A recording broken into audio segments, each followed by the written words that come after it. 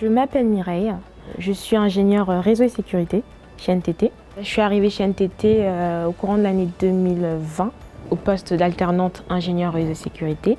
Et environ une année et demie plus tard, j'ai été embauchée en CDI pour le même poste. Pour que vous puissiez comprendre mon parcours, j'ai fait une formation, donc un DUT en réseau et télécommunications. Et par la suite, j'ai décidé de me spécialiser en réseau et sécurité.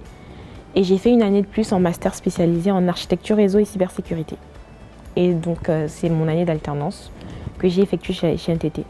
Je suis dans l'équipe TSNI, donc Technical Service Network Infrastructure. Donc, on fait plus ou moins de l'implémentation. On a des projets, plusieurs projets sur lesquels on travaille. En fonction du besoin du client, on implémente la solution demandée. Donc, ça peut être de mettre en place un réseau LAN d'une entreprise, ça peut être de sécuriser ce réseau-là. Donc ça passe par plusieurs solutions et plusieurs technologies. Je m'épanouis dans ce que je fais, j'aime ce que je fais et techniquement parlant, je trouve ça challengeant et je rencontre des challenges au quotidien et c'est très satisfaisant de pouvoir surmonter ces challenges-là. J'aime aussi travailler avec les membres de mon équipe parce que je trouve qu'il y a une ambiance d'entraide. Et quand j'ai souvent des difficultés, ils n'hésitent pas à me venir en aide. Aussi le fait de travailler avec des équipes à l'international, donc travailler avec des personnes qu'on ne connaît pas particulièrement et que ça se passe plutôt bien dans l'ensemble. Donc je trouve ça très intéressant.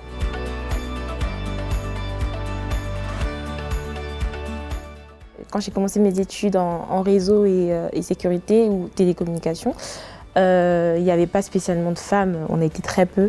Je crois qu'on devait être 5 dans la promo.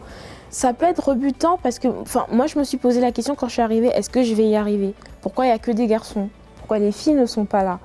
Parce que on se pose ces questions-là, mais j'ai décidé d'essayer, de voir, et ça s'est bien passé pour moi. Donc je pense que ça pourrait bien se passer pour d'autres filles aussi. Je dirais aux jeunes filles de ne pas avoir peur, en tout cas si elles aiment ça, d'y aller en fait et de réaliser leurs rêves.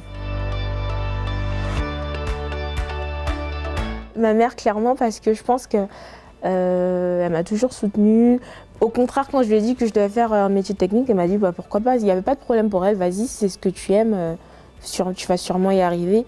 Parce qu'avec de la passion, on y arrive forcément. C'est ce qu'elle m'a dit et je pense que voilà, si elle m'avait donner un conseil du genre freiner dans mes envies, je pense que je ne serais peut-être pas arrivée.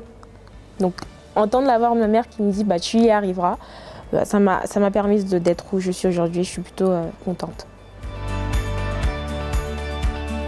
Quand je suis arrivée chez NTT en tant qu'alternante, je pense que j'avais une mission à faire. Et quand je suis arrivée sur le site du client et que j'ai sonné, je lui ai dit bonjour, je suis l'ingénieur qui est venu pour une intervention.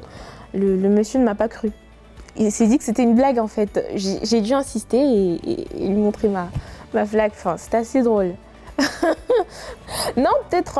Il s'est dit que j'étais une enfant en fait. Quand je lui parlais, je lui ai dit mais c'est pas drôle, un truc du genre. J'ai dit non, mais vraiment je suis là pour travailler et tout. Et après il s'est excusé, il m'a dit franchement votre voix au téléphone semblait faisait très jeune et je ne m'imaginais pas que ça pouvait être une ingénieure en fait.